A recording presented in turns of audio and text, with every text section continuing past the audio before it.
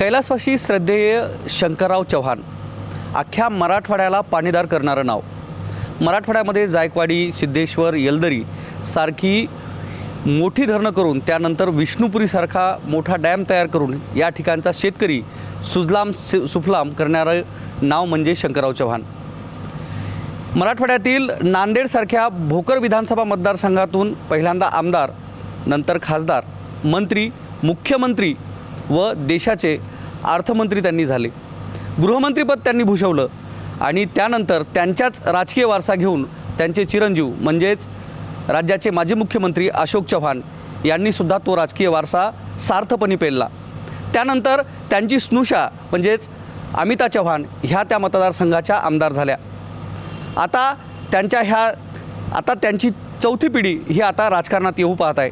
आपल्यासोबत सध्या कैलासवासी शंकरराव चव्हाण साहेब यांची नात श्रीजया चव्हाण हे आपल्यासोबत आहेत.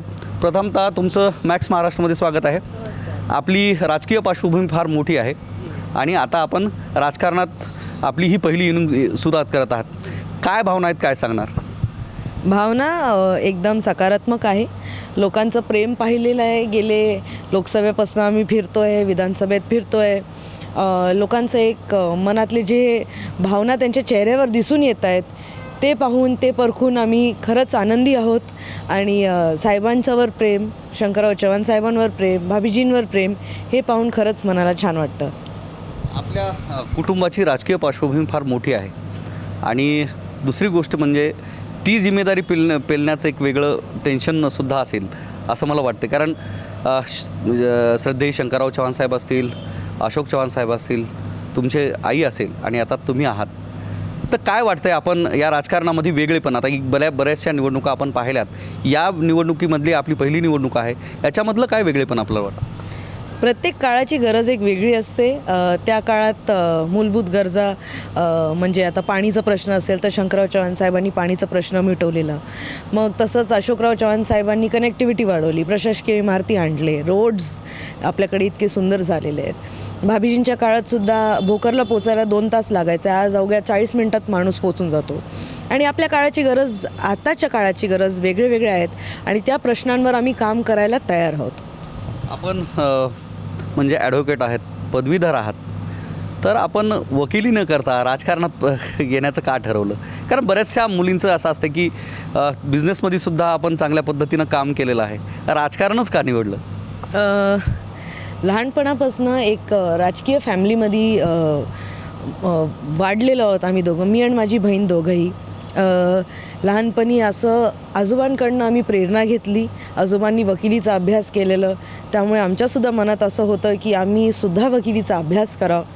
त्यामुळे वकिलीचा अभ्यास केला. वकिलीचा अभ्यास करून आम्हाला असं वाटलं की नाही, आपण स्वतःच्या पायावर उभं राहायला पाहिजे. त्यामुळे वकिलीचा अभ्यास करताना आणि त्याच्यानंतर अनुभव घ्यायचं, नोकरी काय असते, आयुष्यात कसं स्वतःच्या पायावर उभं राहायचं. आईवडिलांकडनं भरपूर पाठिंबा मिळाला ह्या गोष्टीसाठी की नाही, हे तुम्ही एक्सपिरियन्स घ्यायला पाहिजे की नोकरी म्हणून काय असतं, पहिली पगार हातात मिळणं काय असतं. आणि ते अनुभव घेतल्यानंतर आईवडिलांची तळमळ पाहिली आणि गेले कित्येक वर्ष आम्ही त्यांच्याबरोबर मतदारसंघात फिरतो आहे. आणि आता असं वाटलं की नाही, आपणसुद्धा त्यांना मदत करताना आपल्या भोकर मतदारसंघातल्या लोकांची सेवा करण्यासाठी आम्हीसुद्धा राजकारण, समाजकारण करायसाठी आलो आहे. आपण अशोक चव्हाण साहेबांचं सोशल मीडिया हँडल केलं, त्यांच्या विधानसभा मतदारसंघातील प्रश्न असतील, लोकांचे प्रश्न असतील, हे तुम्ही जवळून पाहिलेत. त्यानंतर जे तुमचे उद्योगधंदे आहेत तुम्ही ते सुद्धा चांगल्या पद्धतीनं सांभाळतात आणि त्यानंतर आपण राजकारणात येण्याचं ठरवलं का? साहेबांची एक काम करण्याची पद्धत म्हणजे शंकरराव चव्हाण साहेब जसे शिस्तप्रिय होते, डिसिप्लिन्ड होते, तसंच अशोकराव चव्हाण साहेबसुद्धा भरपूर डिसिप्लिन्ड आहे. आणि त्यांची ती काम करण्याची पद्धत माझ्यातसुद्धा आहे. मलासुद्धा ते डिसिप्लिन्ड राहणं भरपूर आवडतं. त्यांच्याकडनं भरपूर इन्स्पिरेशन मिळालेली आहे की अशा व्यक्तींनी 18 तास काम करणं. कारण काय नानांनीसुद्धा म्हटलेलं आहे का, great leader does not have a time bound job, it's a timeless job, you have to keep working. आणि लोकांच्या सेवेत हजर राहावं लागतं. लोकांचे प्रश्न कसे मिटवायचे, लवकरात लवकर त्यांना समाधान कसं द्यायचं ह्याचे प्रयत्न करावे लागतात. तर साहेबांचं मला असं वाटतं जनरेशन गॅप होतं.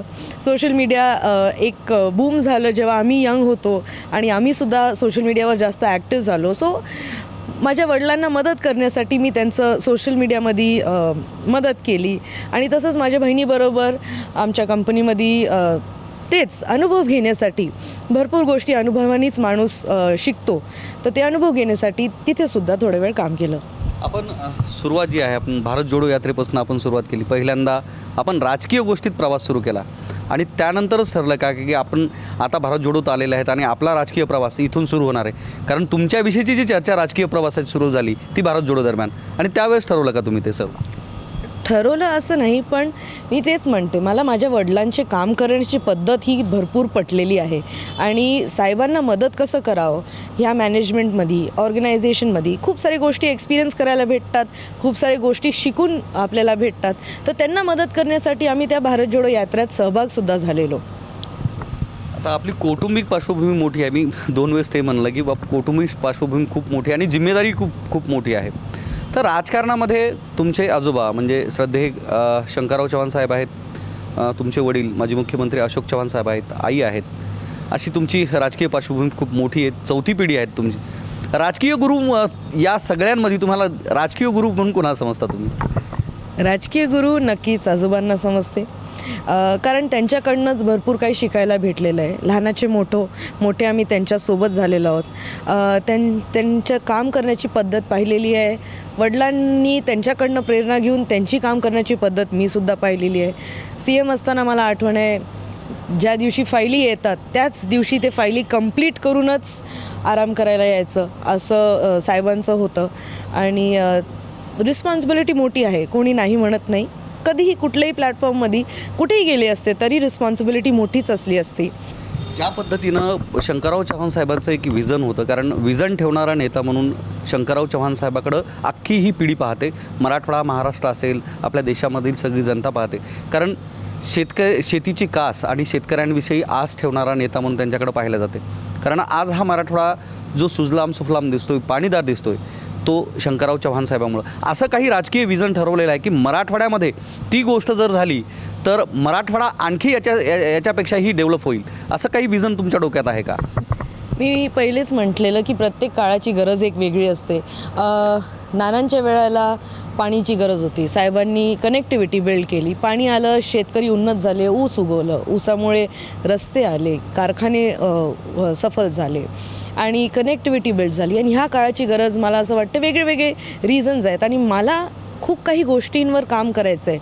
भोकरमध्ये भरपूर विकास अशोकराव चव्हाण साहेबांनी भाभीजींनी केलेलंच आहे, पण मलासुद्धा भरपूर काही गोष्टी नवीन आणायच्या आहेत भोकरला.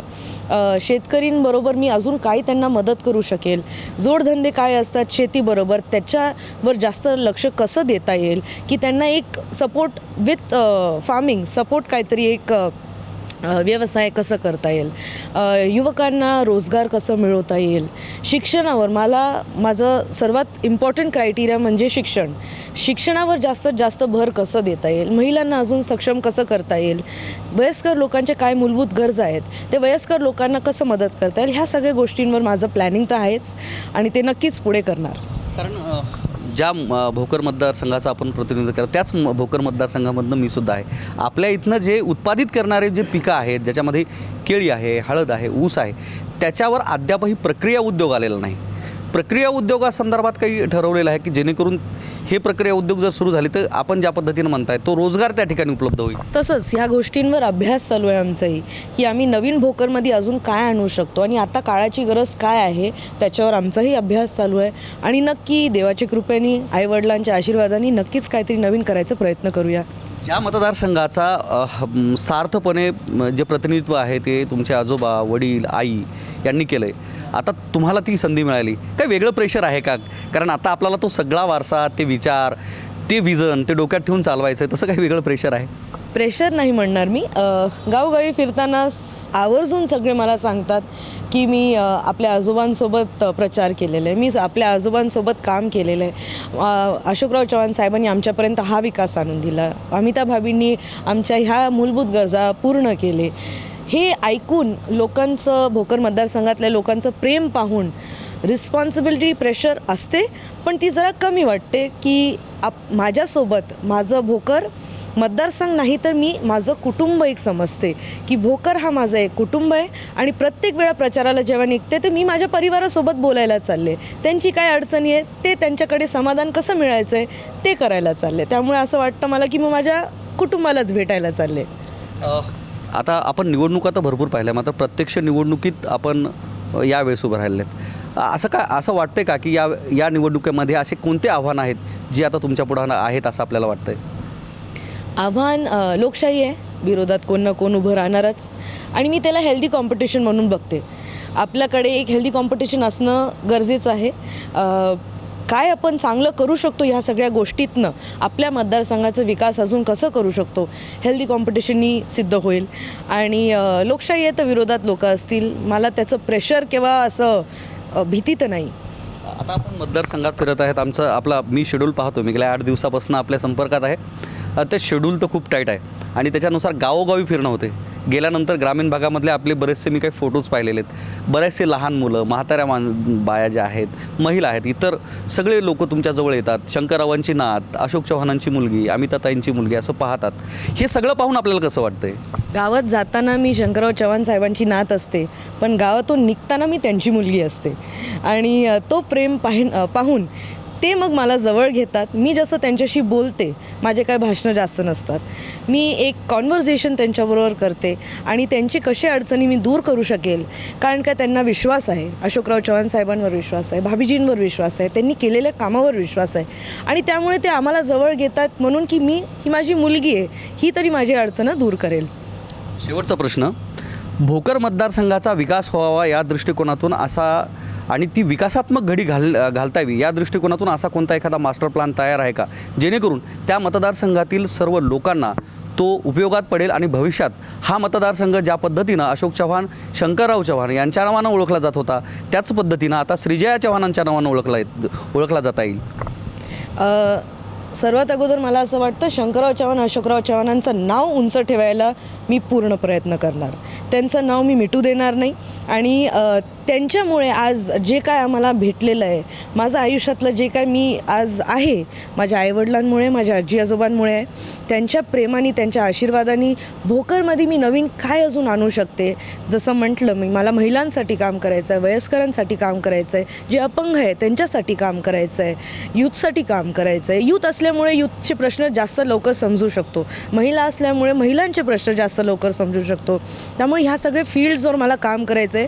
आणि ॲज सेट बिफोर, एज्युकेशनवर मला जास्तीत जास्त भर द्यायचं आहे. जिल्हा परिषदच्या शाळेवर नक्कीच मी भेट देणार. आपल्या मतदारसंघातल्या प्रत्येक एक जिल्हा परिषदची शाळेत काय काय गरजेचं आहे, त्या व्यवस्थित त्या लेकरांना शिक्षण मिळतं आहे की नाही, त्यांचं काय पुस्तकं लागतात, त्यांना काय नवीन ॲक्टिव्हिटीज करू शकतो ज्याच्या कारण ते आकर्षित होऊन स्कूलला येऊ शकेल आणि त्याच्यातून एक चांगलं नागरिक आणि आपल्या देशाचं चांगलं भविष्य घडू शकेल, ह्याचे प्रयत्न करणार. शेवटचा प्रश्न महिलांच्या बाबतीतला आहे, कारण महिला मतदार जो आहे, कर्नाटक आणि आंध्र प्रदेश यांच्या निवडणुका झाल्या, महिला मतदारांचा टक्का खूप जास्त होता. आज जर पाहिलं तर 48.98% हा महिला मतदार अख्ख्या आपल्या महाराष्ट्रामध्ये आहे. त्याच दृष्टिकोनातून मराठवाड्यातीलही महिला मतदाराचा टक्का हा वाढलेला आहे. जर आपण पाहिलं तर त्या दृष्टिकोनातून जे उमेदवार देण्यात आलेले आहेत, महिला उमेदवार हे मराठवाड्यामध्ये फक्त 13% आहेत. काय वाटते, महिलांचं प्रतिनिधित्व करण्यासाठी सभागृहामध्ये महिला किती असायला पाहिजे? शेवटचा प्रश्न आहे फक्त. महिलांचं प्रतिनिधित्व करण्यासाठी जेव्हा अजून महिला जमा होतील तेव्हा एका स्त्रीची शक्ती मला वाटतं सभागृहाला कळेल. कारण का एका घर चालवताना एका स्त्रीलाच असते. तर भविष्यात तुम्हाला होम मिनिस्टर व्हायला आवडेल? देवाच्या कृपेने, आशीर्वादाने, लोकांच्या प्रेमाने नक्की. Why not. पण नाही, पण जसं नानांनी केलेलं आहे तो काम, नक्कीच आपल्याला काहीतरी एक विजन असल्यामुळे, काहीतरी लोकांची सेवा करण्याची भावना असल्यामुळे वाय नॉट, नक्की. पहिल्याच निवडणुकीमध्ये मास्टर स्ट्रोक बसेल असं वाटतं? आपला साथ असेल तर नक्की. तर ह्या होत्या श्रद्धेय शंकरराव चव्हाण यांची नात व माजी मुख्यमंत्री अशोक चव्हाण यांची मुलगी श्रीजया चव्हाण, ज्यांनी आपली ही राजकीय इनिंग सुरू केलेली आहे. कॅमेरामन अमोलसह मी धनंजय सोळंके, मॅक्स महाराष्ट्र, नांदेड.